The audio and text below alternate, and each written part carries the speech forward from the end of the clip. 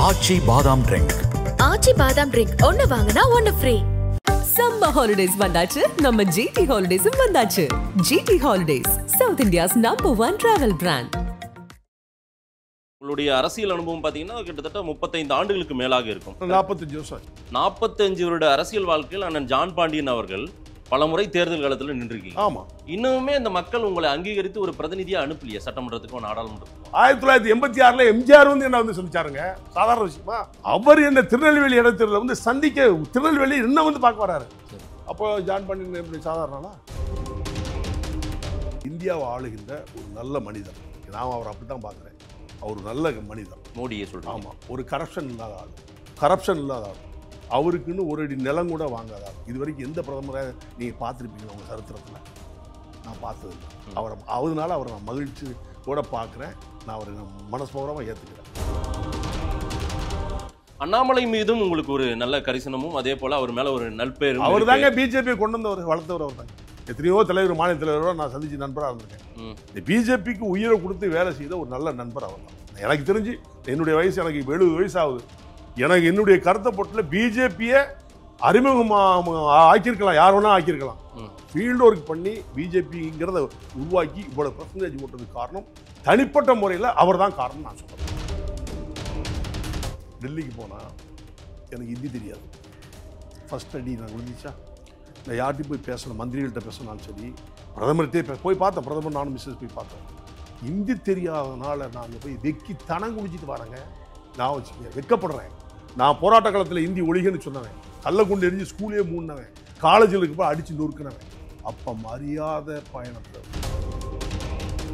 கலைஞருக்கு ஹிந்தி தெரியாமல் தான் இதெல்லாம் செஞ்சாரு. தமிழ்நாட்டின் உரிமை அவர் ரெப்ரசன்டேட்டிவ் வச்சு பண்ணாருங்க. ஐஏஎஸ் ஐபிஎஸ் வச்சு பண்ணாருங்க. அவங்க குடும்பக்காரங்க பூரா ஹிந்தி பேசுவாங்க. அவங்கள வச்சு போய் பயணம் பண்ணாருங்க. இங்க இருந்து ரெப்ரசன்டேட்டிவ் எத்தனை பேர் ஹிந்தி பேசிட்டு கலைஞர் அனுப்பிச்சு விட்டாரு. அவங்க போய் ஹிந்தில இங்கிலீஷ்ல பேசுறாங்க. ஹிந்தி லாங்குவேஜ் தெரிஞ்சா மட்டும்தான், ஹிந்தி தெரிஞ்சா மட்டும்தான் எங்களால சாதிக்க முடியும். உண்மைதான். தமிழ்லயே சாதிக்க முடியும். முடியாது. ஆங்கிலத்துல இங்கே சாதிக்க முடியல. அங்க போய் எடுத்து சாதிப்பீங்க. இங்க இருக்கிற அதிகாரிட்ட போய் பேசினாலே ஒழுங்கா தமிழ்ல சொன்னாலே புரிய மாட்டுக்கு. என்னைக்கு இவன் சுயமா சிந்திக்கிறானோ அன்னைக்கு தான் தமிழ்நாடு உறுப்பு. பத்திரிகை செய்தி, மீடியா செய்தி பார்த்து ஏமாறுற மக்கள் இந்த மக்கள். அப்புறம் கூட எப்படி வழங்குவாங்க? நடக்கிற நிகழ்வை சொல்றாங்க. நீங்க சொல்ற மாதிரி எல்லா செய்திகளும் மூலம் தவறான செய்திகளை யாரும் திணிக்க முடியாது. 95 99 விழுக்காடு பொய். நீங்க சமண வாங்கல, ஒட்டுனேன், கிழிச்சிட்டாங்க, அதனால நான் காவலர் அடிச்சு தூக்கிட்டு போனேன். எந்த அடிப்படையில் காவலர் போய் நீங்க அடிக்கீங்க? எனக்கு செக்யூரிட்டி இருக்கான், அவனை போய் நீங்க எதுக்கு அடிக்கீங்க? உங்களுக்கு அந்த உரிமை யார் கொடுத்தா? யார் கொடுத்தா சொல்லுங்க. இல்ல போலீஸ் அதிகாரி வீட்டுக்குள்ள போக கூடாதுங்க. வாரண்ட்லாம் உள்ள போக கூடாது. எந்த அடிப்படையில் நீங்க உள்ள போனீங்க? சிம்மான் வீட்டுக்கு உங்களுக்கு யாருங்க உள்ள போச்சு? கோர்ட் ஆர்டர் இருக்கா? அவர் ஓடுற ஆளுன்னா நீங்க பேசுறாங்க, ஒளிர ஆளுன்னா பேசுறாங்க. 24 மணி நேரம் உங்ககிட்ட தான் இருக்காரு, உங்களை சுத்தி தான் வாழ்ந்துட்டு இருக்காரு. இவருக்கு போய் சம்மன் அனுப்புனாங்களாம், ஒட்டுனாங்களாம், காவலர் தடுத்தாராம், இருந்தாலும் அடிச்சு தூக்கி. என்ன அது அசிங்கமா இல்லை உங்களுக்கு? இது யாருக்கு அசிங்கம்? அரசுக்கு தான் அசிங்கம். உடனே சீமானுக்கு சப்போர்ட் பண்ண சொல்லுங்க. நியாயத்தை பேசுறேன். அதன் தமிழ் நேயர்களுக்கு வணக்கம். பல்வேறு துறைகளில் ஆக சிறந்த ஆளுமைகளை சந்தித்து நாம் நேர்காணல் எடுத்து வருகிறோம். அந்த வகையில் நம்மோடு இணைந்திருக்கிறார் தமிழக மக்கள் முன்னேற்ற கழகத்தின் நிறுவன தலைவர் அண்ணன் ஜான் பாண்டியன் அவர்கள். அவரிடம் கேட்பதற்கு நிறைய இருக்கின்ற வாரங்களோடமே கேட்போம். வணக்கம் ஜான் பாண்டியன். வணக்கம். வணக்கம். எப்படி இருக்கீங்க? நல்லா இருக்கு. நல்லா இருக்கு. 2024 நாடாளுமன்ற தேர்தல் அப்போ உங்களை சந்தித்து பேட்டி எடுத்தேன். 2 லட்சம் வாக்குகள் கிட்ட வாங்கியிருந்தீங்க. 2,08,000 வாக்கு. பெரிய ஒரு எதிர்பார்ப்போடு அந்த களத்தை எதிர்கொண்டீர்கள். ஆனாலும் 3வது இடம்தான் மக்கள் உங்களுக்கு கொடுத்திருக்காங்க. என்ன காரணம்? அது ஆளுங்கட்சியினுடைய பணபலம் தான் முக்கியம். மக்கள் மனநிலை என்னன்னு கேட்டிங்கன்னா, அந்த 1000 ரூபா இருக்குது பார்த்தீங்களா, அது கிராமம் முழுவதும் நல்லா ரீச் ஆகிட்டு, அந்த எலெக்ஷன் டைமில் அவங்க பண்ண கேம்பெயின் என்னன்னு கேட்டிங்கன்னா, 1000 ரூபாயை நாங்கள் வீடு வீடுக்கு வந்து திருப்பி வாங்கிடணும்னு சொல்லி ஒரு பேட் இம்ப்ரெஷனை கிரியேட் பண்ணிட்டோம். அதனால மக்கள் இந்த 1000 ரூபாய்க்கு தான் ஓட்டுகளை போட்டு ரூலிங் பார்ட்டி ஜெயிக்க வச்சாங்கன்னு தான் உண்மை நிலை. அதுதான் எனக்கு தெரிஞ்சது உண்மை. அதுதான் 2,08,000 ஓட்டு என்பது வந்து சாதாரண ஓட்டு கிடையாது. உங்களுக்கு தெரியும், 3rd பிளேஸ் தான் வந்திருக்கேன், இல்லைன்னா சொல்ல முடியாது. பிஜேபியுடைய பொறுப்பாளர்கள் பொறுப்போடு நடந்து கொள்ளவில்லை என்ற குற்றச்சாட்டை நான் பதிவு பண்ணுறேன். பொறுப்போடு நடந்து கொள்ளவில்லை. நான் இப்போ வரைக்கும் நான் டெல்லியில் எல்லோருடைய தொடர்பில் தான் இருக்கேன். என்டி அலையன்ஸில் தான் இப்பவும் இருக்கேன். ஸ்டில் நான் என்டி அலையன்ஸ். என்டி அலையன்ஸுக்கு தலைவர் இப்போ யாருன்னு கேட்டிங்கன்னா நரேந்திர மோடிஜி தான். உங்களுக்கு தெரியும். இந்தியா அலையன்ஸுக்கு மோடிஜி தானே. தமிழ்நாட்டில் தலைவர் அண்ணன் எடப்பாடி அவர்களை நியமித்தாங்க, அவர் வெளியில் போயிட்டார், அவராக தான் போயிட்டார். அதில் மாறி இப்போ தமிழ்நாடை பொறுத்த மட்டும் என்டிஏ அலையன்ஸ் லீடர் யாருன்னு கேட்டால் மோடிஜி தான். இப்போ நாங்கள் அவங்களோட தான் பயணம் பண்ணிட்டு இருக்கோம். அதில் எந்த சர்க்கிள் இல்லை, 14 வருஷமா அவங்களோட தானே இருக்கேன். தமிழ்நாட்டில் மோடி எதிர்ப்பு, பிஜேபி எதிர்ப்புன்றது பெரிய அளவுக்கு இருக்கிறது. அதை சொல்லியே ஓட்டு வாங்கிடுறாங்க எல்லாருமே. ஆனாலும் நீங்க பிஜேபி அலையன்ஸ்குள்ள இப்பவும் நான் இருக்கேன் அப்படின்றத பதிவு பண்ணிட்டே இருக்கீங்களா? இந்த அரசியல் ரீதியில எதிர்க்கிறவங்க எதிர்த்து தான் இருப்பாங்க. அவர் ஒரு இந்தியாவை ஆளுகின்ற ஒரு நல்ல மனிதர். நான் அவர் அப்படித்தான் பார்க்குறேன். அவர் நல்ல மனிதர். மோடியை சொல்றேன். ஆமாம், ஒரு கரப்ஷன் இல்லாத ஆள், அவருக்குன்னு ஒரு அடி நிலம் கூட வாங்காத ஆள். இது வரைக்கும் எந்த பிரதமரை நீங்கள் பார்த்துருப்பீங்களா உங்கள் சரித்திரத்தில்? நான் பார்த்ததில்லை. அதனால அவரை நான் மகிழ்ச்சி கூட பார்க்குறேன். நான் அவரை மனஸ்பூர்வமாக ஏற்றுக்கிறேன். பிரதமராக மட்டும் இல்லை, நண்பராக ஏற்றுக்கிறேன், நல்லவராக ஏற்றுக்கிறேன். இதுதான் உண்மை. அப்பேற்பட்டோட பயணம் போனதில் எனக்கு மகிழ்ச்சி இல்லைன்னு சொல்ல. தமிழ்நாடு அரசியலை பொறுத்த மட்டும் எதையாவது ஒன்று சொல்லி மக்கள்கிட்ட குழப்பம் பண்ணணுங்கிறது தான். அது ரூலிங் பார்ட்டியாக இருந்தாலும் சரி, எதிர்ப்பு அவரோட இருக்கும்போது வாழ்த்துவாங்க, அவரோட பிரியும் போது எதிர்ப்பாங்க. இதான் இந்தியாவில் இவ்வளோ ஆன்டி இன்கமன்சி மோடிக்கு, இவ்வளோ ஒரு எதிர்ப்பு இந்தியாவில்னு சொல்லக்கூடாது, தமிழ்நாடு மட்டும். அதை தான் சொல்றேன், இந்தியாவிலேயே தமிழ்நாட்டில் இந்த அளவுக்கு மோடி எதிர்ப்பு வலுவா இருக்குது. அதுக்கு காரணம் என்னன்னு கேட்டிங்கன்னா, ஒரு பாய்சன் மக்கள் மனதில் ஒரு பாய்சனை ஏற்றி விடுறாங்க. அவர் முஸ்லீமுக்கு எதிரானவர் அப்படின்னு சொல்லி முஸ்லீமை கேட்ச் பண்ணுறாங்க. கிறிஸ்தவருக்கு எதிரானவர் அப்படின்னு கிறிஸ்தவர்களை கேட்ச் பண்ணுறாங்க. இந்த சிறுபான்மை ஓட்டை மட்டும் வச்சு தான் இவங்க ஜெயிச்சுட்டு இருக்காங்க. அதை முதல்ல புரிஞ்சுக்கணும். இந்த மக்கள் இன்னும் புரிஞ்சுக்கிடலை. அவர் என்ன துரோகம் பண்ணார்னு கேட்டால் அவங்களால பதில் சொல்ல முடியாது. மோடி அப்படி பண்ணார், இப்படி பண்ணார். இந்த மீடியாவில் போட்டு விடுற மாதிரி எங்கேயாவது ஒரு இடத்துல ஏதாவது தவறு நடக்கும். இல்லை, இந்தியாங்கும் போது ஒரு பெரிய நாடு. அந்த நாட்டில் ஒரு சின்ன கிராமத்தில் கூட தவறுகள் நடப்பது இல்லைன்னு சொல்ல முடியாது. அதை பூஸ்ட் பண்ணி உலகம் முழுவதும் அதான் நடக்கும், இந்தியா முழுவதும் நடக்கும். இல்லை, நம்ம மக்கள் அறிவாளிகள், அரசியல் தெரிஞ்சவங்க. அறிவாளிகள் என்பதை விட சிந்திக்க தகுதி இல்லாமல் நிறைய பேர் இருக்காங்க. எல்லாருமே அறிவாளியாக இருக்க முடியாதுல்ல. எல்லாரும் அறிவாளியாக இருந்தால் தமிழ்நாடு எங்கே போயிருக்குமே. எல்லாரும் அறிவாளியும் கிடையாது, முட்டாளும் கிடையாது. இவங்க சிந்திக்க முடியாமல் உட்காந்துக்கிட்டு இருக்காங்க, சிந்திக்க மாட்டேங்காங்க. யாராவது நீங்கள் சொன்னால் எஸ், பேப்பரில் போடுற நியூஸ்லாம் உண்மைன்னு என்னைக்கு நம்புறாங்கன்னா அப்போ எப்படிங்கிற நாடு உருப்படும், தமிழ்நாடு எப்படி உருப்படும்? பேப்பரில் பூரா மேக்சிமம் 90% ஃபேக் நியூஸ் படித்து பார்த்தாலே தெரியும். ஆனால் அதை தான் இந்த மக்கள், பாமர மக்கள் நம்புகிறான். இதை தான் நான் சொல்கிறேன். இல்ல, இவ்வளோ எதிர்ப்பு மனநிலை இருக்குன்னா அதை திரும்ப திரும்ப ஊட்டி வளர்க்கறத, அதை கொண்டு போய் சேர்க்கறத உடனே அதை அக்செப்ட் பண்ண மாட்டாங்க. அவங்களும் ஆழ்ந்து பார்ப்பாங்க. ஆழ்ந்துலாம் பார்க்கல, பேப்பரை பார்த்து எஸ்ன்னு சொல்ற மக்களுங்க எப்படி ஆழ்ந்து பார்த்துட்டு இருப்பாங்க? எப்படி 2 டென்யூராவேவா 19, 24 எப்பவுமே தொடர்ச்சியா தமிழ்நாட்டுல எப்பவுமே செல்வாக்கே இல்லையே, இங்க வளரவே இல்லையே பிஜேபி. எப்படி வளரணும் சொல்லுங்க? இப்போ எம்பி தேர்தலில் எத்தனை % ஓட்டு கூடி இருக்கு? அண்ணாமலை அவர்கள் வந்த பிறகு பிஜேபியினுடைய ஓட்டு நிலை என்ன என்பதை நீங்கள் முதல்ல புரிஞ்சுக்கணும். 14-16% எடுத்திருக்காருன்னா அவர் இண்டிவிஜுவல் மட்டும் இல்லை, அந்த பிஜேபி வளர்ச்சியா இல்லையா? அது எப்படி நீங்கள் இல்லைன்னு சொல்ல முடியும்? வளர்ச்சி நடந்துட்டு இருக்காங்க, இல்லைன்னு சொல்ல முடியும். இல்லைன்னு சொன்னால் தவறு. மோடி ஈர்ப்பு உங்களுக்கு இன்னமும் இருந்து கொண்டுதான் இருக்கிறது. அதான் சொல்றேன், ஒரு நல்ல மனிதர், நல்ல ஆளுமை படைத்த ஒரு பாரத பிரதமர். அதெல்லாம் ரொம்ப விரும்புகிறேன், இல்லைன்னு சொல்லலை.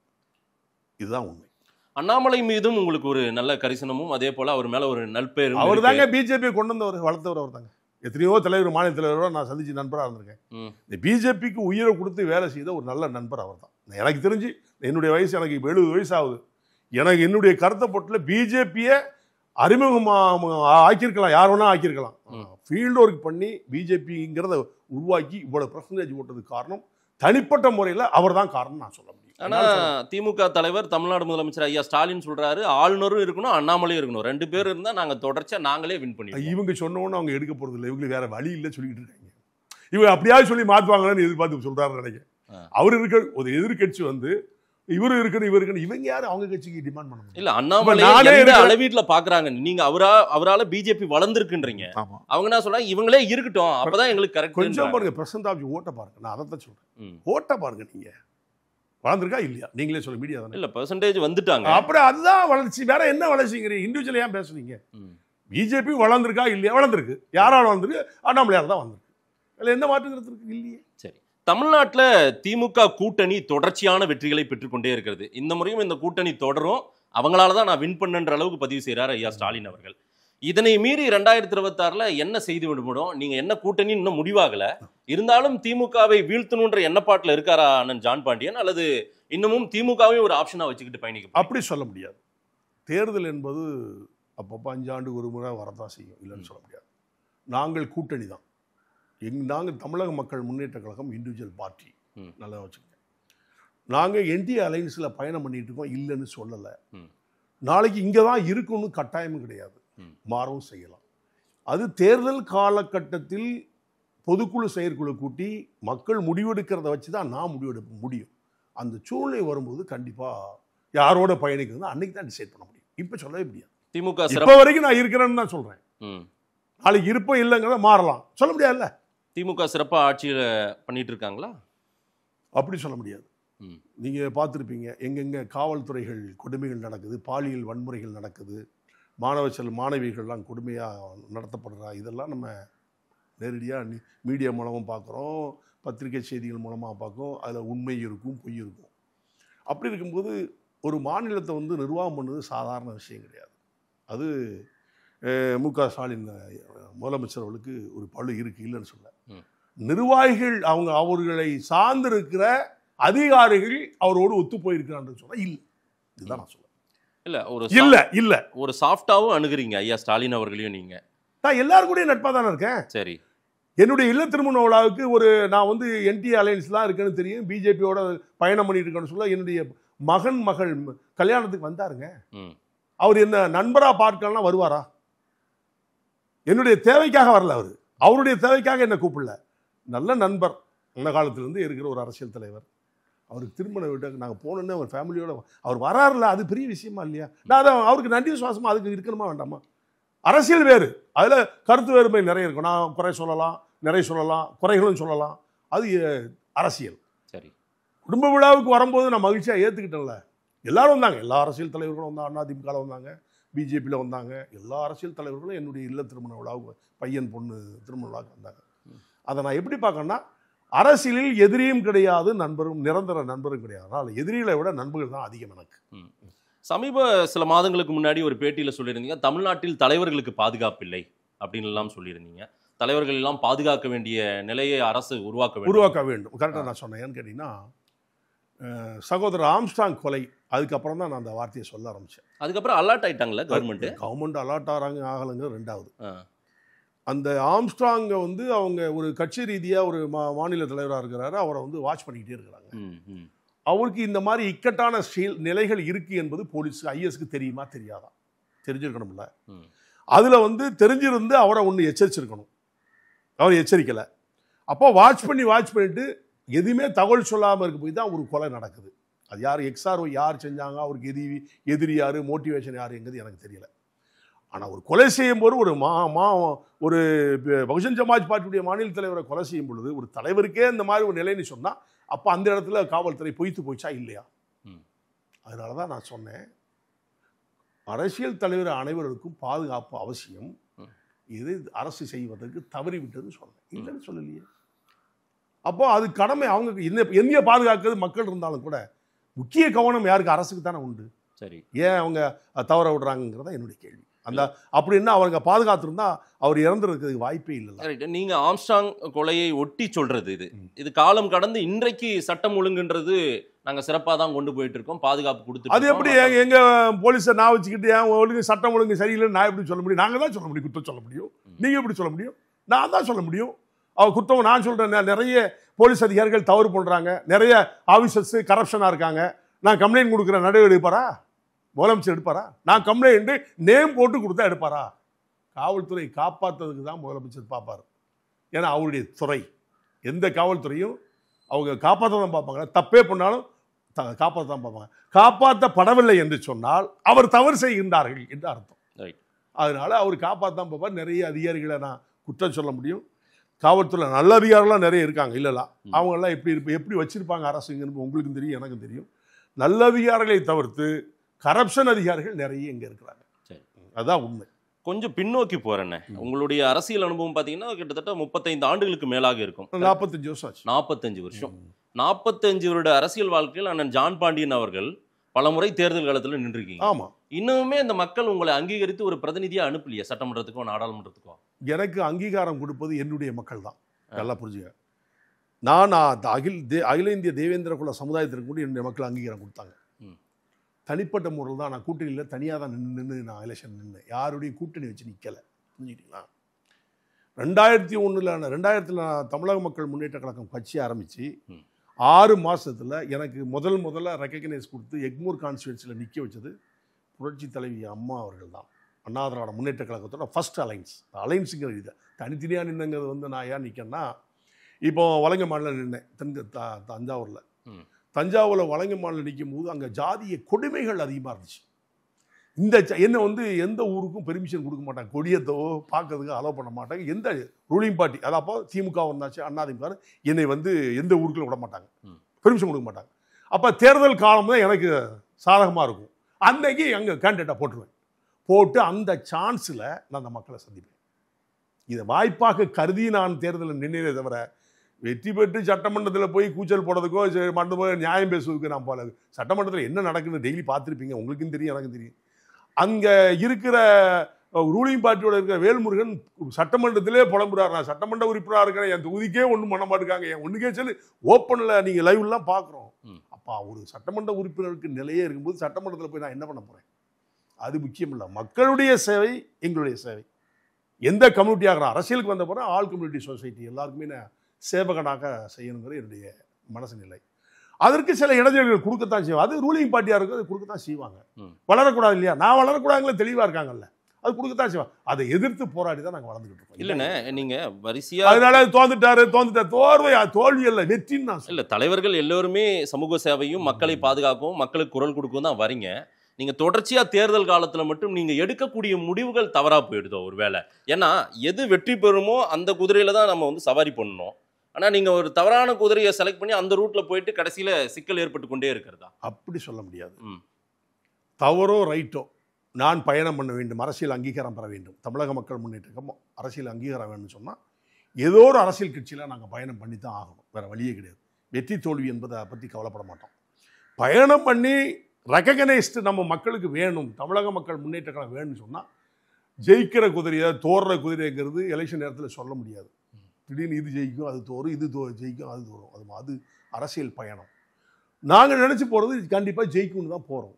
தோன்றுறது அது வெற்றி பெற இடத்துல போனால் மட்டும் வெற்றி பெறணும்னு எப்படி நீங்கள் முடிவெடுக்க? அது மக்கள் முடிவெடுக்கிறது. இவன் வேணும் வேண்டான்னு சொல்லி இப்போ நான் தொகுதியில் நின்று, இப்போ பாராளுமன்ற தொகுதியில் நின்று நான் தோந்துட்டேன். யாருக்கு இழப்பு? எனக்கு ஒன்றுமே கிடையாது, அந்த மக்களுக்கு இழப்பு. நான் உண்மையான உழைப்பாளி, போராளி, மக்களுக்கான சேவை செய்யணும், எல்லாருக்கும் எதுக்குனாலும் இப்போ செய்வார். நான் அரசியலில் அங்கீகாரம் பெறதற்கு முன்பாகவே, அரசியலில் வரதுக்கு முன்னாகவே இந்த வேலையை செஞ்சுருந்தேன். சரி, அப்போ அந்த தொகுதி மக்களுக்கு கொடுத்து வைக்கிறேன்னு தான் நான் இப்பவும் பதிவு பண்ணுறேன். இந்த மக்களுக்கு கொடுத்து வைக்கல, எனக்கு ஒன்றும் கிடையாது. நான் என்னைக்கு வீரனாக இருப்பேன், நான் என்னுடைய பயணம் தொடர்ந்து தான் இருக்கும், எல்லாருக்கும் உதவி செய்யணுங்கிற இன்டென்ஸ் தான் இருப்பேன். ஆனால் பாதிப்பு யாருக்கு? மக்களுக்கு நான் சொல்கிறேன். இல்லைன்னா ஒரு போராட்ட களத்தில் நின்று ஒரு போராளி தலைவராக இருக்கீங்க, ரைட்டு. ஒரு வேல்முருகனால் ஜெயித்து சட்டமன்றத்துக்கு போக முடியுது, கருணாசால் ஜெயித்து சட்டமன்றத்திற்கு போக முடியுது, போக முடியுது, ஈஸ்வரனால் போக முடிகிறது. ஏன் ஜான் பாண்டியனால போக முடியல, கிருஷ்ணசாமியால போக முடியுது? என்ன காரணம்? என்ன பிரயோஜனம்? அவங்க போனதுனால இந்த மக்களுக்கு என்ன நன்மை? ஏதாவது ஒன்று சொல்லுங்க. இப்போ நீங்கள் சொன்னீங்களே, இத்தனை தலைவர்களை சொன்னீங்கல்ல, என்ன பிரயோஜனம்? மக்களின் பிரதிநிதியாக தானே என்ன பிரயோஜனம் சொல்லுங்க. அந்த மக்களுக்கு என்ன செஞ்சாங்க அதை சொல்லணும். நீங்க இவ்வளவு சொன்னீங்க, அங்க போயிட்டாரு சட்டமன்றம் ஒரு கூடம், அந்த கூடத்துல ரெப்ரஸன்டேட்டிவா நான் செலக்ட் பண்ணி ஒரு ரெப்ரஸன்டேட்டிவா அனுப்புறாங்க. அந்த மக்களுக்கு இவர்களால் என்ன நன்மை செய்தார்கள், ஏதாவது ஒன்றை சொல்லுங்க, நான் தெரிஞ்சுக்கிறேன். கடைசியில் எனக்கு தெரியல. கடைசியில் எம்எல்ஏங்க ஒரு பேரை மட்டும் போட்டுக்கிடுவாங்க. அதான் வெற்றி தானே. கடைசியா வெற்றியை துற விடுங்க. மக்களுக்கு வெற்றி பெற்று வீட்டில் படுத்துக்கிறதுக்கு வெற்றி பெற்று என்ன பிரயோஜனம்? அந்த மக்களுக்கு என்ன ஆக்டிவேட் என்ன செய்தாங்க, நன்மைகள் செய்தாங்க, ஒன்றா சொல்லுங்களேன், நானும் தெரிஞ்சுக்கிறேன். எனக்கு தெரியல, நீங்க மீடியா தானே, உங்களுக்கு தான் தெரியும். அவங்க ஒண்ணுமே செஞ்சிருக்க மாட்டாங்க. சத்தியமா செய்யலன்னு நான் சொல்லுவேன். அவங்கள போய் கேளுங்க, தனியா போய் நீங்க கேளுங்க, அவங்க புலம்பு அப்பதான் உங்களுக்கு தெரியும். நான் எல்லாரோட நட்பா இருக்கிறேன். ஆனாலும் நம்ம ஓட்டு அரசியல்ல நின்றுகிட்டு நம்ம அந்த களமாடுறோம் இல்ல, மீண்டும் மீண்டும் களமாடுறோம் இல்ல, நம்மளுமே அதுக்கு தானே போக போறோம். நமக்கு மட்டும் என்ன தனித்துவமா ஏதாவது செய்து விட முடியுமா? நாங்க வேண்டாம், முடியும். மக்களை முன்னிறுத்து நான் என்ன வேணா செய்வேன். எனக்கு இருக்கிற பவர் அவங்களுக்கு கிடையாது. ஏன்னா மிஞ்சினா என்ன பண்ணுவேன், கைது பண்ணுவேன், ஜெயிலில் போடு. எனக்கு ஒரு ஜெயில் புதுசு இல்லை. மக்களுக்காக நான் சிறை செய்வதை வரவேற்கக்கூடியவன். மற்றவங்களை மாதிரி பயந்து ஓடுறவன் கிடையாது. இங்கே இருக்கிற தலைவர்களாக எத்தனை திரும்ப இந்த மக்களுக்காக சிறைக்கு போயிருப்பாங்க சொல்லுங்க. நான் என்னுடைய சொந்தத்திற்காக நான் சண்டை போட்டதும் கிடையாது, நான் சிறைக்கு போனதும் கிடையாது. நல்ல ஞாபகம், அரசியலால் பழிவாங்கப்பட்டு மக்களுக்கு சேவை செய்கிற காலகட்டத்தில் தான் என்னை அடிக்கடி சிறையில் போட்டுக்கிட்டே இருந்தாங்க. அத்தனை வழக்குகள், 57 வழக்குகள் போட்டிருக்காங்க. திமுக அதிமுக ரெண்டும் தான். அதற்கு காரணம் இந்த மக்களுக்காக இவன் செய்து நம்ம ஓட்டை பிரிக்கிறான், இந்த மக்களுக்கு நல்லது செஞ்சால் நமக்கு இவனெல்லாம் மாறிடுவான் அப்படிங்கிற இதில் தான் வந்துடு. 1986 எம்ஜிஆர் வந்து என்ன வந்து சந்திச்சாருங்க, சாதாரண விஷயமா? புரட்சி தலைவரை பத்தி உங்களுக்கு தெரியும், நான் அவருடைய ஃபேன் தான், இல்லைன்னு சொல்ல. அவர் என்ன திருநெல்வேலி இடத்துல வந்து சந்திக்க, திருநெல்வேலி என்ன வந்து பார்க்க வராரு. சரி, அப்போ ஜான் பண்ணி சாதாரணா மக்களுடைய ஓட்டுருக்கு போய் தானே என்ன வந்து சந்திக்கிறாரு. நான் அப்போ 86 நான் சொல்லுது 86 கலைஞரும் சந்திச்சாரு, இல்லைன்னு சொல்ல. அப்படி இருக்கும் பொழுது நான் எல்லாருடையும் தொடர்புள்ளவன். அப்போ என்னுடைய தேவை வேணும்னு தானே நீங்க கூப்பிடுறீங்க. ஆனா நான் வரணும், என்னுடைய ஓட்டு வேணும், நான் அரசியல்ல பங்குக்குள்ள சட்டமன்றத்துக்கு பாராளுமன்றத்துக்கு போகக்கூடாது. 2 அரசியல் கட்சிகளும் இருந்திருக்குன்னு தான் நான் குற்றச்சாட்டு. இல்ல அது 2 அரசியல் கட்சி நாம ஃபைட் பண்ணுவேன், ரைட்ஸை கிளைம் பண்ணுவேன். இல்ல 2 அரசியல் கட்சினா திமுக அதிமுகவை சொல்றீங்க, இங்க பெரிய கட்சி அதுதானே இருக்கு. வேற பிஜேபி சொல்ல முடியாதா இந்த பட்டியல்ல? இப்பதானே வந்திருக்காங்க. இப்ப வந்திருக்காங்க. இவங்க பிஜேபி வளர்ந்துகிட்டு இருக்கு. ஆஹா, வளர்ந்துகிட்டு இருக்க கட்சியை நான் குறை சொல்ல முடியும். நான் பாராளுமன்றம் சேர்ந்திருந்தோம்னா என்னுடைய பதிவு எப்படி இருக்குன்னு வித்தியாசமா இருக்கும். நீங்க நினைக்க நான் ரூலிங் பார்ட்டிங்கிறதுனால ஜால்ரா போடுறதால ஜான் பண்ணி கிடையாது. இப்போ நான் திமுகவிலே பயணம் பண்ணாலும் முதலமைச்சருக்கு அடிபணிஞ்சு போறவங்க கிடையாது. மக்களுடைய ரெப்ரஸன்டேட்டிவ் போனால் மக்களுக்காக பாடுபடணும். அப்படி எப்படி கூட்டணி இருக்கிற சட்டமன்ற உறுப்பினர் எத்தனை பேர் முதலமைச்சர்கிட்ட ஃபைட் பண்ணி ரைட்ஸை வாங்கியிருக்காங்க சொல்லுங்க? இது வரைக்கும் வாங்கலையே. ஆனா நான் போவேன், நான் கேட்பேங்கிறதுனால தான் என்ன வந்து எல்லாருமே வளரணும். Right sir. நீங்க மக்கள் பிரதிநிதியா சட்டமன்றத்துக்கோ நாடாளுமன்றத்துக்கோ போகாம கூட இன்னைக்கு என்டிஏ அலைன்ஸ்ல எத்தனை வருஷமா இருக்கீங்க? தொடர்ச்சியா 14 வருஷமா இருக்கு. 14 வருஷமா இருக்கீங்க. மோடி அரசாங்கமும் கிட்டத்தட்ட 12 வருடங்கள், 11 வருடங்களுக்கு மேல வந்துட்டாங்க. 3வது டென்யூர். என்ன கேட்டு பெற்று கொடுத்திருக்கிறார் திரு ஜான் பாண்டி தமிழ்நாட்டுக்கு? இப்பதான் உங்களுக்கு கரெக்டா பேச வந்திருக்கீங்க. டெல்லிக்கு போனா எனக்கு ஹிந்தி தெரியாது. ஃபர்ஸ்ட் அடி நான் விழுந்துச்சா, நான் யார்கிட்டையும் போய் பேசணும், மந்திரிகள்கிட்ட பேசணும்னாலும் சரி, பிரதமர்கிட்டே போய் பார்த்தோம். பிரதமர் நானும் மிஸ்ஸஸ் போய் பார்த்தோம். ஹிந்தி தெரியாதனால நாங்கள் போய் வெக்கி தனம் குடிச்சிட்டு வரேங்க. நான் வச்சுக்கங்க வெக்கப்படுறேன். நான் போராட்ட காலத்தில் ஹிந்தி ஒழிகன்னு சொன்னவன், கள்ளக்குண்டு எரிஞ்சு ஸ்கூலே மூடினவன், காலேஜில் இருக்கப்போ அடித்து நொறுக்கினவன். அப்போ மரியாதை பயணத்தில் வந்திருக்கேன். சின்ன வயசு, ஒன்றுமே புரியல, ஹிந்தினா என்னன்னு தெரியல, இது ஒரு பெரிய மொழி, எதிரின்னு நினச்சிட்டு நான் இறங்கினேன். அதனுடைய விளைவு நான் அரசியலுக்கு வந்து சைன் பண்ண முடியாத காரணம் மொழி. அதில் முக்கியமாக நார்த்துக்கு போயிட்டோம்னா ஒண்ணுமே இல்ல. எப்படி வளர முடியும்? ஹிந்தி தெரியாதனால எங்களால ஒண்ணுமே பெற்று கொடுக்க முடியல, பேச முடியல அப்படின்னா உண்மை. நம்ம மொழியில பேசுங்க, ஆங்கிலத்துல நம்ம மொழியில பேசுனா நான் பேசுற மொழி அங்குள்ள மந்திரிக்கு தெரியணும்ல. இப்போ நான் போறேன், எஜுகேஷன் டிபார்ட்மெண்ட்டோ, ரெவன்யூ டிபார்ட்மெண்ட்டோ, மெடிக்கல் டிபார்ட்மெண்ட்டோ ஒரு அப்ளிகேஷனா போறேன் வச்சுக்கீங்களேன், டெல்லிக்கு போறேன். அந்த மந்திரிகளுக்கு தமிழ்ல எப்படி தெரியும் சொல்லுங்களேன்? கலைஞருக்கு ஹிந்தி தெரியாமல் தான் இதெல்லாம் செஞ்சாரு. தமிழ்நாட்டின் உரிமை அவர் ரெப்ரசன்டேட்டிவ் வச்சு பண்ணாருங்க, ஐஏஎஸ் ஐபிஎஸ் வச்சு பண்ணாருங்க. அவங்க குடும்பக்காரங்க பூரா ஹிந்தி பேசுவாங்க, அவங்கள வச்சு போய் பயணம் பண்ணாருங்க. இங்க இருந்து ரெப்ரசன்டேட்டிவ் எத்தனை பேர் ஹிந்தி பேசிட்டு கலைஞர் அனுப்பிச்சு விட்டாரு. அவங்க போய் இங்கிலீஷ்ல பேசுறாங்க, ஹிந்தியில பேசுறாங்க. காரணங்க உங்களுக்கு ஓட்டு போட்ட 2,08,000 மக்கள் இப்ப வந்து பாப்பாங்க இந்த பேட்டி. அவங்க ஹிந்தி தெரியலன்றதுனால எங்க தலைவரால எங்களுக்கு எதுவுமே வாங்கி கொடுக்க முடியாம போயிடுச்சு இந்த 12 வருஷமா அப்படின்ற மாதிரி தான் பாப்பாங்க. இப்பதான் அந்த ஆப்ஷன் வந்திருக்கு. ஹிந்தியில பேசினாலோ, தமிழ்ல பேசினாலோ, இங்கிலீஷ்ல பேசினாலோ அந்தந்த மொழியில ஆன் பண்ணா கேட்கலாங்கிற இது மோடிஜி அரசு அந்த பிறகு தான் வந்திருக்கு. அப்ப நான் பதிவு பண்ணிக்க முடியும்ல. நான் தமிழ்ல பேசினா டிரான்ஸ்லேட் ஹிந்திலையும் போகும், இங்கிலீஷ்லயும் போகும். ரைட். ஹிந்தி வேண்டும்ன்றது இங்க இருக்கிறவங்க படிக்கணும்னா படிக்கலாம் தாராளமா. தமிழ்நாட்டுல யாரும் தடுக்க வேண்டியதில்லை, தடுக்கப்படுறது இல்ல. இப்பவுமே படிக்கலாம்ல, ஆப்ஷன் இருக்குல்ல. தடுத்துட்டாங்களே. யாருங்க தடுத்தாச்சேங்க, முடிச்சிட்டீங்களே. திணிக்கிறாங்க சார். திணிக்கிறது தான் வேண்டாம். நானும் அதை சொல்றேன். நானும் அதை தான் சொல்றேன். திணிக்க கூடாதுன்னு தான் நானும் சொல்றேன். ஆமா, திணிக்கிறாங்க. எப்படி திணிக்கிறாங்க? எந்த அடிப்படையில் சொல்றீங்க சார்? அமித்ஷா வந்து வட மாநிலத்துல ஒரு ஸ்டேட்ல பேசுறாரு சார் சமீபத்தில். நான் வந்து ஒரு கூட்டத்துல பாக்குறேன், 26,000 இந்தி ஆசிரியர்களை நான் போட்டிருக்கேன், எல்லாரும் ஹிந்தி படிக்கணும். நீங்க அதே போல உங்க ஊர்ல உங்க லாங்குவேஜ்ல பேசுங்க, வேற எந்த ஸ்டேட்டுக்கு போனாலும் ஹிந்தியில தான் பேசணும் அப்படின்னா இது ஹிந்தி திணிப்பு இல்லையா? பாருங்க, அவருடைய நீ படிக்கிறதும் படிக்காது உன்னுடைய திறமையை பொறுத்து. நான் படிக்கிறதும் நான் படிக்காதும் ஒன்று. இப்போ சிபிஎஸ்சி ஸ்கூல் ஃபுல்லாக யாரு ரூலிங் பார்ட்டிக்குள்ள மேக்ஸிமம் நடத்துறது யாரு? கொஞ்சம் நடத்துறது யாரு? திமுக தான் அதிகமா நடத்துறது. சென்ட்ரல் போர்டு தானே. சென்ட்ரல் போர்டு அதிகமா நடத்துறது யாரு? இந்த ஸ்கூல் வச்சுக்கலாம் யாரு? மூடுங்க சார், யாரு இழுத்து மூடுங்க சார். அரசு பள்ளிக்கு மாத்துங்க சார். படிக்கிற இல்லனா எல்லா ஸ்டேட் போர்ட் சிலபஸ் கொண்டு வாங்க சார். படிக்கிற பிள்ளைங்க படிக்கட்டும், படிக்க கூடாதுன்னு சொல்லாங்க. நடத்துறது சென்ட்ரல் கவர்மெண்ட். சென்ட்ரல் கவர்மெண்ட் நடத்தல, நீங்க நான் நடத்துறோம். இந்த ஸ்கூல்ல சென்ட்ரல் கவர்மெண்ட் நடத்துது. இது எத்தனை நாளைக்கு திமுக நடத்திட்டு இருக்குன்னு நீங்க இதையே கதையே சொல்லிட்டு இருப்பீங்க. யார் பேர்ல இருக்கு? திமுக நடத்துறது யார் பேர்ல விடுறீங்க? யார் பேர்ல இருக்கு? திமுக இந்திய வச்சு அரசியல் பண்றாங்க. பாருங்க, இப்போ நான் ஒரு காலேஜ் இந்திய வச்சு அரசியல் பண்றாங்கல சார். பிஜேபிக்கு சொல்லுங்க சார், இந்திய வச்சு அரசியல் பண்றாங்க ஆனா ஸ்கூல் நடத்துறாங்க. மூடுங்க. நீங்க என்ன நடவடிக்கை எடுங்க? படிக்க சொல்லிட்டு இருக்கோமா? மூட சொல்லியே. படிங்கலாம் சொல்றோம்.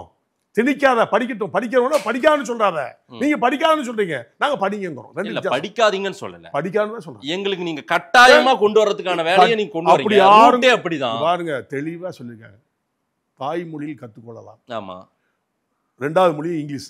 ஓகே, முடிஞ்சு போச்சு. 3வது மொழி இந்தியாவில் இருக்கின்ற பிற மாநிலத்தில மொழிகள் எந்த மொழியாக இருந்தாலும் கற்றுக்கொள்ளலாம். ஆனா பயப்படுறாங்கல்ல. இங்க என்ன பயம்னா இவங்க வர்ற ரூட்டே அங்கதான் வராங்க, நேரா இந்திக்கு வராங்க. ஒரே நிமிஷம், எந்த மொழி என்றாலும் கற்றுக்கொள்ளலாம். நீங்க அங்க புரிஞ்சுக்கணும், இந்திய கத்துக்கணும்னு சொல்லலாம். அவங்க நம்புறாங்க சார், மக்கள் போராட்ட காலத்துக்கு வராங்க. நீங்க பிரச்சாரம் பண்றீங்க, மீடியால போடுறீங்க, பத்திரிகை செய்தியில போடுறீங்க. இந்த மக்கள் பாமர மக்கள் இந்திய எதிர்ப்பு எத்தனை வருஷமா நடந்துருக்கு உங்களுக்கு தெரியாதா? நான் தான் கள்ள கொண்டு அடிச்சு உடைச்சோம்னு சொல்றேன். படிக்கிற காலத்துல நானே கேஸுக்கு உள்ள போனவன் தான், இல்லன்னு சொல்ல முடியாது.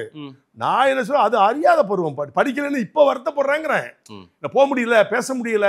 அங்க போய் ஏதாவது இப்ப உங்களுக்கே நான் நல்லது செய்ய நினைச்சா நான் ஒரு மந்திரியை போய் பாக்குறேன் வச்சுக்கீங்க, நான் என்ன லாங்குவேஜ்ல பேசுறது? தமிழ் தெரியாது அவருக்கு, இங்கிலீஷ் தெரியாது அவருக்கு, ஹிந்தி மட்டும் தான் தெரியும். இதெல்லாம் கேட்டு பெற முடியாதா? ஹிந்தி தெரிஞ்சுக்கிட்டாதான் இதெல்லாம் வாங்க முடியுமா நம்மளால? கண்டிப்பா கண்டிப்பா. அந்த நிலை எனக்கு தான் தெரியும். நான் போனவனுக்கு தான் தெரியும், உங்களுக்கு தெரியாது.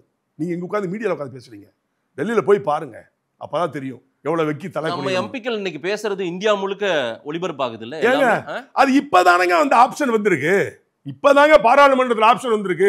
தமிழ்ல பேசினா டிரான்ஸ்லேட்டர், இந்தியும் பேசும், இங்கிலீஷ், ரெண்டு எந்த மொழி உண்டோ அத்தனை மொழிகளை மாநில மொழிகளில் அதில் ஆப்ஷன் கொடுத்துருக்கா வந்திருக்கு. இப்போ மோடி வந்த பிறகு தானே அது வந்திருக்கு அதிகமாக. இதுக்கு முன்னாடி யாருங்க போனா 40 MP இப்போ போறாங்களே, என்ன செய்யறாங்க சொல்லுங்களேன்? ஹிந்தி தெரியாமல் ஏங்க இப்போ அந்த ஆப்ஷன் வந்திருக்குங்க. ஹிந்தி தெரியாமல் தமிழ்நாட்டின் எம்பிக்கள் எத்தனை பேர் மத்திய அமைச்சராலாம் இருந்திருக்காங்க, எவ்வளவு சாதனைகள் பண்ணியிருக்காங்க. எல்லா ரெப்ரசன்டேட்டிவ் வச்சிருந்தாங்க. என்ன நீங்க பேசுறீங்க? மத்திய அமைச்சர் என்ன பண்ணாங்க? ஹிந்தி ஒரு மொழி சார், நமக்கான தேவைகளை பூர்த்தி செய்வதற்காக பிறக்கப்பட்டது மொழி. உதாரணத்துக்கு சொல்றேன், நான் ஒரு மந்திரியா இருக்கேன் வச்சுக்கோங்களேன், சென்ட்ரல் மந்திரியா இருக்குன்னு வச்சுக்கோங்க. சரி, உதாரணத்துக்கு சொல்றேன், இருக்கிறேன்னு வச்சுக்கோங்க. எனக்கு தமிழ் மட்டும் தான் தெரியும்.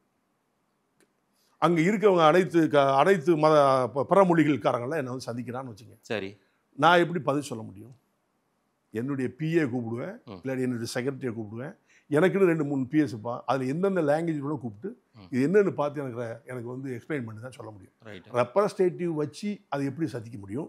நானா டைரக்டா அவங்களுக்கு செய்யறதுக்கும் இன்னொருத்தரை வச்சு செய்யறதுக்கும் என்ன எவ்வளவு வித்தியாசம்? உலகமே தெரிந்த மொழி ஆங்கில மொழி. அதில் பேசி இன்னைக்கு முடிச்சுட்டு வரலையா? டிஆர் பாலு அப்படி மத்திய அமைச்சரா இல்லையா? ஆராசா இல்லையா? தயாநிதி மாறன் இல்லையா? அவங்கெல்லாம் எப்படி மந்திரி வந்தாங்கன்னு எனக்கு தெரியும். நிர்பந்தப்படுத்தி மத்திய அந்த மந்திரியில் உட்காந்து மக்களுக்கு என்ன செஞ்சாங்க? அவங்க இந்தியா முழுக்க அறியப்பட்டவங்க. அவங்களால் இந்த மக்களுக்கு நான் கேட்கறது, தமிழ்நாட்டு மக்களுக்கு என்ன நண்பன்னு சொல்லுங்களேன். நீங்க சொல்றீங்களா, எனக்கு ரொம்ப நண்பர் தான். யாரு? டிஆர் பாலு அண்ணா வந்து அந்த கலைஞர் காலத்துலேருந்தே எனக்கு நல்ல நண்பர். நான் சமீபத்தில் கூட பார்த்தேன். இந்த மக்களுக்கு ஏதாவது செஞ்சாங்கன்னா நீங்க சொல்லுங்க, நான் தெரிஞ்சுக்கிறாங்க, எனக்கு தெரியல. அப்போ ஹிந்தி லாங்குவேஜ் தெரிஞ்சா மட்டும்தான், எங்களால சாதிக்க முடியும். உண்மைதான், தமிழ்லயே சாதிக்க முடியும்.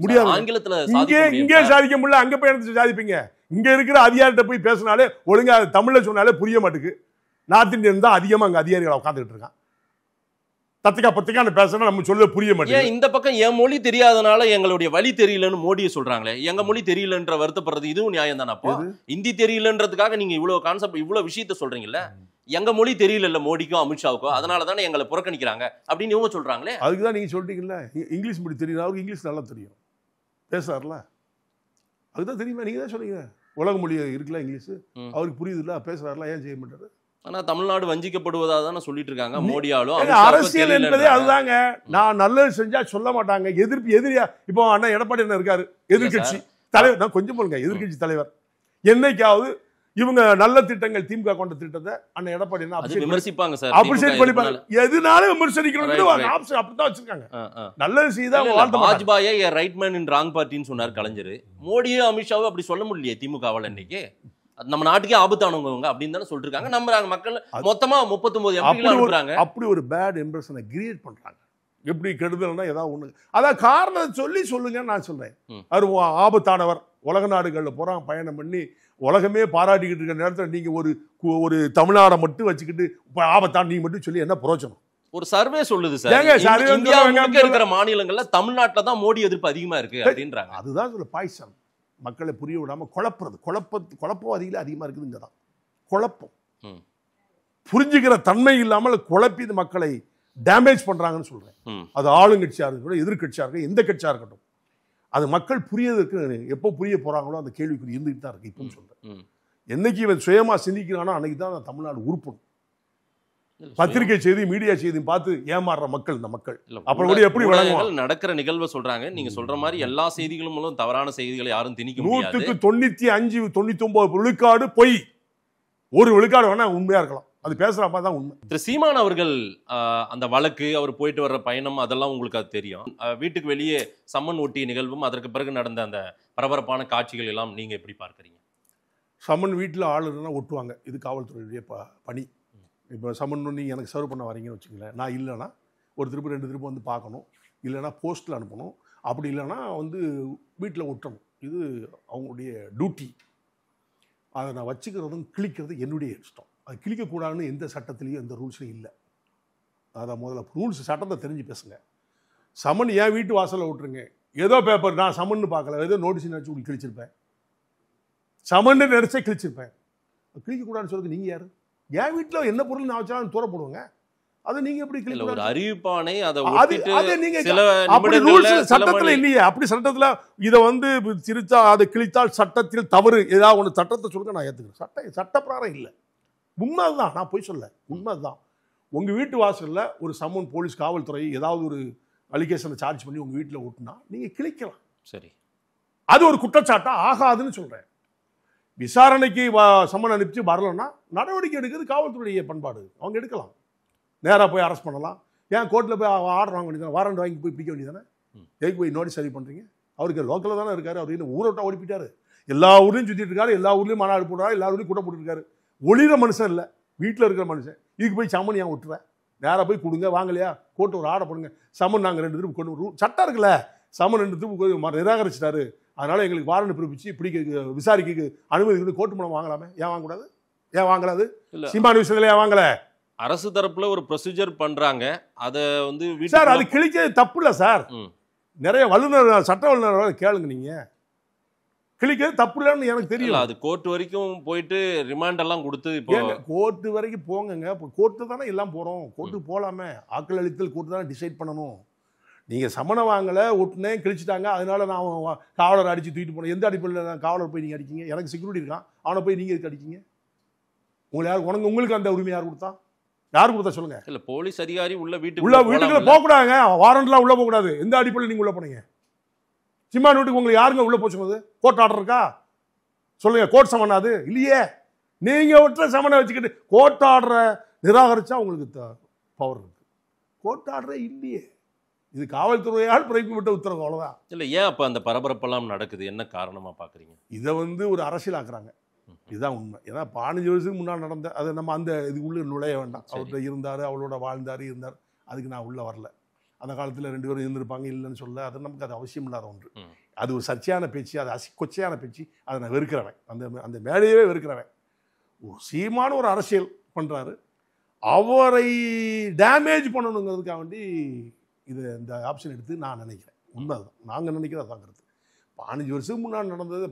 அப்படி பார்த்தா எத்தனை வழக்குகள் 15 வருஷம் 20 வருஷமாக கோர்ட்டுக்கு நடக்கிறாங்க, ஸ்டேஷன் நடக்கிறாங்க. ஏதாவது ஒன்று முடிச்சு கொடுத்துருக்காங்களா? சார், இது மாநில அரசு பழி வாங்குறதா உங்களுடைய பார்வையை நீங்க வைக்கிறீங்க. டைரக்ஷன் டு கோர்ட்டு தானே, கோர்ட்டு சொல்லி தானே அவங்க இதெல்லாம் பண்றாங்க. 4 வார காலங்களுக்குள்ளார கோர்ட்டு சொன்னால கோர்ட்டு வாரண்ட்லயே நீங்க கொண்டு விசாரிக்கலாமே. கோர்ட்டு சொல்லுன்னு சொல்லிங்களா? கோர்ட்லயே வாரண்ட் வாங்கலாமா? நீங்க இல்ல, காவல்துறைக்கு சொல்லிருக்காங்க. தமிழ்நாடு காவல்துறை 4 வாரத்துல ரிப்போர்ட் கொடுங்கன்னு சொல்லுது. கரெக்ட். அது தன்மைன்னு ஒண்ணு இருக்குல்ல. அவர் எல்லா ஊர்லயும் தான் இருக்காரு. நேரா 2 அதிகாரிகளை அனுப்பிச்சு விட்டு, சார் இந்த மாதிரி நான் உங்கள்கிட்ட விசாரிக்கணும் சார், வாங்க சொன்னா வரப்போறாரு. அவர் ஓடுற ஒளிகிற மனுஷன்னா பரவாயில்லைங்க. எங்கள நாங்களாம் ஓடுற ஆளுகளை நான்லாம் ஃபோன் பண்ணி அதிகாரிகள் வாங்க சார் உங்கள்கிட்ட பார்க்க சொன்னா நேராக ஸ்டேஷனுக்கு போயிடுவேன். அதிகாரி முன்னால் போய் நிற்பேன். அதாங்க பண்பாடு. அப்பேற்பட்ட மனுஷனை கொண்டு போய் அப்படி இப்படின்னு சொல்லி அந்த பொண்ணையும் இவரையும் சேர்த்து கனெக்ஷன் போட்டு அவர் ரொம்ப பொம்பளை பொறுக்கிங்கிற மாதிரி நீங்கள் கொண்டு போய் அவரை டேமேஜ் பண்ணினால உங்களுக்கு என்ன லாபம்? அரசியலில் அவர் வளர்றாரு வரலங்க. 2வது அவருடைய தனித்துவத்தை நீ சீர்குலைக்கிறீங்கன்னு என்னுடைய பார்வை சொல்லுது. வேண்டாம். அவர் வளர்ந்துக்கிட்டு இருக்காரு, வளர்றாரு, வளரல. அவரும் ஒரு அரசியல்வாதி, அரசியல் கட்சி வச்சிருக்கிறாரு. அவரை அசிங்கப்படுத்துறதுனால உங்களுக்கு என்ன லாபம்னு கேட்கிறேன். ஏதாவது லாபம் இருக்கணும்ல உங்களுக்கு? பிஜேபி ஆதரவாளர்கள் எல்லாம் இப்ப சீமான ரொம்ப கொண்டாட ஆரம்பிச்சிருக்கீங்க. நான் கொண்டாடல. எனக்கு அவர் நண்பர் தான். ஆதரவு கொடுக்கறதே நான் ஆதரவு அதையே பாருங்க யார் ஆளு அப்படின்ற மாதிரி கொஞ்சம் பாருங்க. நான் ஆதரவுங்கிறதே கொடுக்க, நான் நண்பர். எனக்கு தம்பி தான். அப்படி பார்த்தா எனக்கு சின்ன பையன் தான். என்னோட ரொம்ப சின்ன வயசு தான். தம்பி தான். எனக்கு ரொம்ப ரெஸ்பெக்டிவ் மேன். அண்ணன் தான் பேசுவாப்புல. அதெல்லாம் இல்லைன்னு சொல்ல. இன்னைக்கு நான் சொல்றேன், ஒரு தனிப்பட்ட மனிதனுடைய சுதந்திரத்தை நீங்க பறிக்கீங்களா இல்லையா? சீமான் சுதந்திரமாக தான் பேசுறாரு. சீமான் சுதந்திரம் என்ன பறிக்கப்பட்டதா? ஏன் வீட்டில் இருக்கும்போது நீங்க போய் பேசலாமா? அதிகாரிகள் நீங்க ஸ்டேஷன்ல வச்சு பேசுறதும் வீட்டில் போய் பேசலாமே. இப்போ என்கிட்டலாம் நிறைய அதிகாரிகள் வந்தாங்கன்னா வீட்டில் வந்தே பேசுவாங்க. நான் ரொம்ப மக்களுக்காக தொண்டு செய்ய காலத்தில் அரெஸ்ட் பண்ண வரும்போது ரெஸ்பெக்டாக வருவாங்க. டிஎஸ்பி எஸ்பி எல்லாம் வருவாங்க. வந்து வீட்டில் வந்து உட்கார்ந்து, சார் இந்த மாதிரி உங்கள் மேலே இந்த வழக்குகள் இருக்குது, கொஞ்சம் கோஆப்ரேட் பண்ணுங்கள், வாங்க எங்கே வரணும், வாங்க போகலாம், ஸ்டேஷன் வரணுமா, எங்கே வரணும், வாங்க போகலாம். இதுதான் சார் நம்மளுடைய ஹியூமன் பீயிங். அவர் கூப்பிட்டா வருவார். நீங்கள் கூப்பிடவே மாட்டேங்கல, மீடியாவை ஃபோக்கஸ் பண்ணுனே அலைகிறீங்களே. அவர் ஓடுற ஆள் இருந்தால் நீங்கள் பேசுகிறாங்க, ஒளிர ஆளுன்னா பேசுகிறாங்க. 24 மணி நேரம் உங்ககிட்ட தான் இருக்கார், உங்களை சுற்றி தான் வாழ்ந்துட்டு இருக்காரு. இவருக்கு போய் சம்மன் அனுப்புனாங்களாம், ஒட்டுனாங்களாம், காவலர் தடுத்தாராம், இருந்தாலும் அடிச்சு தூக்கி. என்ன அது அசிங்கமா இல்லை உங்களுக்கு? இது யாருக்கு அசிங்கம்? அரசுக்கு தான் அசிங்கம். உடனே சீமானுக்கு சப்போர்ட் பண்ண சொல்லுங்க. நியாயத்தை பேசுகிறேன். நீங்கள் உங்களுடைய பார்வை தப்பா இருக்க. உங்களுடைய பார்வை தப்பு. நான் சீமானை ஆதரிக்கவில்லை, நியாயத்தை பேசுறேன். சரி, அவர் தவறு பண்ணா தண்டனை கொடு, தவறு பண்ணா கோர்ட்ல கொண்டு புலிஸ் பண்ணு, தவறு பண்ணா எஃப்ஐஆர் போட்டு ரிமாண்ட் பண்ணு, அது உங்களுடைய சட்டம். ஒரு ஒய்ஃப் பிள்ளை எல்லாம் இருக்கிற இடத்துல போய் நீங்க ஓட்டிக்கிட்டு சேட்டை பண்ணி கல்டா பண்ணி காவலர் அடிச்சுட்டு போய்ங்களோ? எங்க அண்ணன் ஜான் பாண்டியனோ எங்க அண்ணன் சீமானோ இன்னைக்கு சுதந்திரமற்ற ஒரு நிலையில ஏதோ தமிழ்நாட்டுல இருக்கிற மாதிரியே ஒரு போர்ட்ரேட் பண்றீங்களா, உருவாக்குறீங்களா? அப்படி எல்லாம் வந்து எனக்கு வந்து நான் என்னைய சொல்லிக்கிடவே இல்லையா. நான் எப்பவும் சுதந்திரமா பேசுறீங்க. என்னைய வந்து நான் எப்பவுமே உண்மையை பேசுறவன், மனசுல கருத்து வேறுபாடு வைக்க மாட்டேன். தப்புனா தப்புன்னு பேசுறாரு. எனக்கு அரசியலா மாதிரி ஏமாத்தி பேச, பொய் பேச தெரியாது. நான் டப்பா மனசுல என்ன தோணுதோ அதை சொல்லிட்டு இருப்பேன். என்னுடைய பண்பாடே அப்படித்தான். சின்ன வயசுல இருந்து நான் மறைச்சி பேசி, ஆர்டிஃபிஷியலா பேசி, அரசியலுக்காக பேசுறதுலாம் எனக்கு தெரியாது. நான் அப்படி பழக்கம் இல்லை. அதை நீங்க எப்படி எடுத்துட்டாலும் சரி. சீமானுக்கு நீங்கள் டக்குன்னு சொன்னீங்க, சீமானுக்கு சப்போர்ட் பண்ணுறீங்க, பிஜேபி எல்லாம் சேர்ந்து நியாயத்தை பேசுகிறோம்.